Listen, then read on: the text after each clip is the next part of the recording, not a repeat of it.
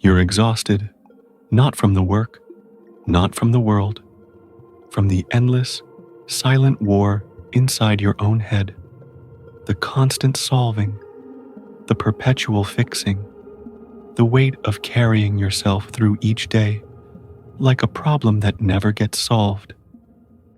What if I told you something that sounds impossible? There are no problems. There never were. There are no problems now, and there never will be. Your mind is already fighting this, already listing everything wrong. The relationship, the health, the money, the uncertainty screaming in your chest at 3 a.m. But what if the very act of believing in problems is what creates them? What if suffering isn't what's happening to you, but what you're doing to yourself? Robert Adams, a direct student of Ramana Maharshi, would sit with people drowning in their difficulties and say something that seemed almost cruel. There are no problems. Not as dismissal, as invitation to look deeper, to question the very foundation of suffering itself. For whom do difficulties exist? They too are imaginary. Difficulty and pleasure exist only in relation to the ego. Ramana Maharshi. Today, we simply invite ourselves to settle and witness the peace that already is. This teaching offers a quiet space to understand how to dissolve the I that claims to suffer and return to what you've always been, the stillness before the storm of thought. Picture a still lake at dawn, perfect mirror, sky reflected, mountains reflected, not a ripple. Now throw a stone. Chaos, waves, distortion. The mirror shatters into 1,000 moving fragments. But here's what you forget. The water never stopped being water. The turbulence you see, the chaos you feel, it's not reality. It comes and goes, like weather across an unchanging sky. Your center is untouched. Your center is consciousness itself. That peace exists right now, even as you read these words, even as your mind protests. We get so entangled in the waves, we believe the disturbance is the truth. Everything bothers us. Everything triggers us. And beneath it all is one fundamental mistake. We've forgotten what we are.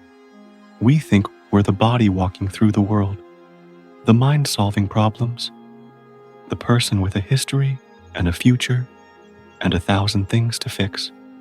You are not that. You are absolute reality, pure consciousness, the awareness watching this whole movie play out. When you know this, really know it, problems don't just get solved. They dissolve. Here's what Robert Adams understood with brutal clarity. Problems means the world isn't turning the way you want it to. But look closely. The world is unfolding exactly as it should. What is a problem? It's a thought that says, this shouldn't be happening. Every problem is a mental argument with reality, and reality doesn't argue back. It simply is. So who's suffering? The I that wants things different. The ego, the false sense of being a separate someone to whom things happen. Remove that imaginary I. Watch what remains. Not nothing.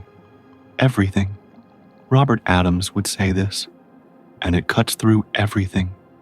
Stop making yourself so important that you have a problem to overcome. I have to solve this. I have to fix this situation. As if I were someone significant. As if I were real. But here's the secret most people never discover. I doesn't exist. Not the way you think it does. If there's no I, there's no problem. When you see through the I, everything collapses. The whole structure falls. And what's left is just this, the rope and the snake. You walk in darkness, something coiled on the ground. Your mind screams, "Snake."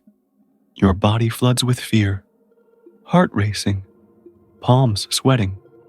But when you turn on the light, just a rope, always was. Once you know the truth, you can never be fooled again. Your problems are the rope. Your thoughts are the darkness. The light is inquiry. Let's try something. Right now. Don't just hear these words. Experience this. Think of something bothering you. Something heavy. Something you've been trying to fix. Got it? Now ask, to whom does this problem come? The automatic answer? To me. Good. Now go deeper. Who am I? Don't answer with your name. Don't answer with your role. Don't answer with your story. Just ask and listen. Who am I? What is the source of this I that claims to have a problem? Stay with the question. Watch what happens when you don't give the mind its usual answers. Watch how the I starts to become transparent, slippery, undefined. Can you find this I that has the problem? Can you locate it anywhere? Or is it just a thought claiming to exist? This is Atma-Vichara, self-inquiry, not philosophy, direct experience, the shortest path home. Can the mind, fixed in its original state, possess any sense of ego or have any problem to solve? When the mind returns to its source, problems vanish, not because they're solved, because there's nobody there to claim them.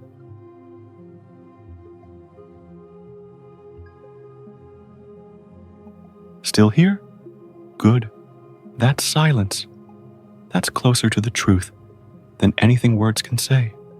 Imagine watching a movie. You're sitting in the theater. The screen shows a tragedy. A character loses everything, suffers, struggles, dies. Are you dying? No, you're watching. You're the screen on which it all plays. The light that makes the images possible. The space that holds the story. This is your true nature, not the character, not the drama, the awareness in which it all appears. Here's what changes when you see this. Someone says something harsh. Instead of contracting, you notice a thought of hurt is arising. You lose money. Instead of panic, the mind is creating a story of disaster. You get sick. Instead of, why me? There's just, the body is experiencing symptoms. You're not cold, not detached. You're just no longer confused about who you are. And slowly, beautifully, life gets easier. Not because circumstances change, because you stop resisting what is. The things that used to trigger you lose their power. The people you used to fight with no longer hook you, not because you've become numb, because you've become free. Think about your daily life. You wake up, immediately the mind starts, I have to do this. I should have done that. What if this happens? By 9 a.m., you're already exhausted. Nothing has actually happened yet. Just thoughts. The mind is nothing but this. Thoughts about what was and what might be. Never here, never now. But the heart, not the physical organ, the center of your being. The heart knows only stillness, only peace, only the eternal now where nothing is wrong, because there's nobody there to be wrong. You know this already. Every night when you fall asleep, where are your problems? Where is the you that's so troubled? Gone. And yet, something remains. Consciousness remains. Aware even of the absence of thought. You are that. The awareness here before thinking starts. The presence that remains after thinking stops. The constant in all the variables. So what do you do with this? You practice. Not to become something. To remember what you already are. You catch yourself believing thoughts. You pause. You inquire, who is believing this thought? You watch the mind create problems, and you don't react. You observe the urge to fix, to control, to resist, and you let it be. Gradually, the identification loosens. Situations that would have derailed you for days now pass through like weather, not because you've suppressed anything, because you've seen through the mechanism. The wizard creating all this drama is just thought, pretending to be you. Robert Adams taught this with fierce gentleness. The wise person doesn't try to change anything. They become quiet. They have patience. They work on themselves. They watch their thoughts, their reactions. They don't judge. They just see, this isn't me. This is conditioning. This is a lie I inherited. The more you don't react to the conditioning, the freer you become. The more you stop feeding the I, the more it starves. And in that starving, something reveals itself. Something that was always here, waiting. Here's something radical. You are in the right place, right now, exactly as you are. Stop wanting to be someone different before you can be at peace. The peace is here first. The peace is what you are. From that peace, right action emerges naturally, not forced, not from fear. Action that flows from wholeness. You don't go around declaring, I am absolute reality, I am consciousness. That's just ego wearing spiritual clothing. Instead, you become quiet. You let your life speak. You become a light in a world of confusion. People feel it. They feel safe around you, calm, because you're not adding your chaos to theirs. You're offering them the silence underneath all noise. The universe is your friend. It always has been. The only thing working against you is your mind. Quiet the mind. Discover what the sages discovered. There are no problems, just thoughts pretending to be real. Your only work is this. Relax. Be calm. Be at peace. Dive within. Witness. When thoughts arise, ask, to whom do these thoughts come? What is the source of this I? In that asking, in that returning to the source again and again, a wonderful shift happens. You become free. So let me ask you, what would your life look like if you stopped believing in problems? If you saw every challenge as just another thought floating through awareness? If you recognized that beneath the surface drama, everything has always been okay? Not okay as in nothing bad happens.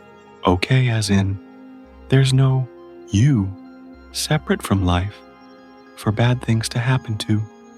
There's just life happening, changing, moving, and you are the space in which it moves.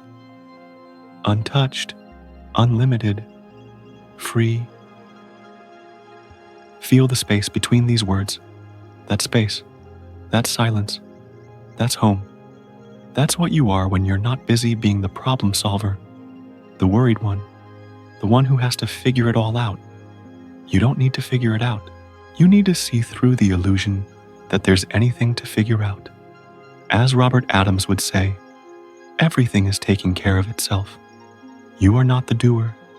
You are the witness. Rest there. Return there. Again and again. Until one day, you realize you never left. The problems were never real. The turbulence was never the truth. The waves crashed. The water remained water. The storm passed. The sky was never touched. What you are is the peace that exists before the first thought of trouble. The consciousness that watches problems rise and fall like waves. The love that holds it all without clinging to any of it. And that cannot be disturbed, cannot be broken, cannot be lost. Be still. The truth you're seeking is the silence noticing these words, the awareness reading them. That's home, if this resonates. Stay with us. We explore these depths every week, pointing back to the simplicity you already are. But more than subscribing, practice, inquire, question the I. Watch as problems dissolve into the peace that never left. One last thing. Tonight, before sleep, try this. Lie down. Close your eyes. Ask yourself, where do I go when I fall asleep? What remains when thoughts stop? Don't answer. Just listen.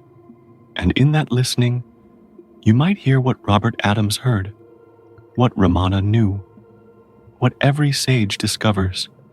You are the answer to every question you've ever asked.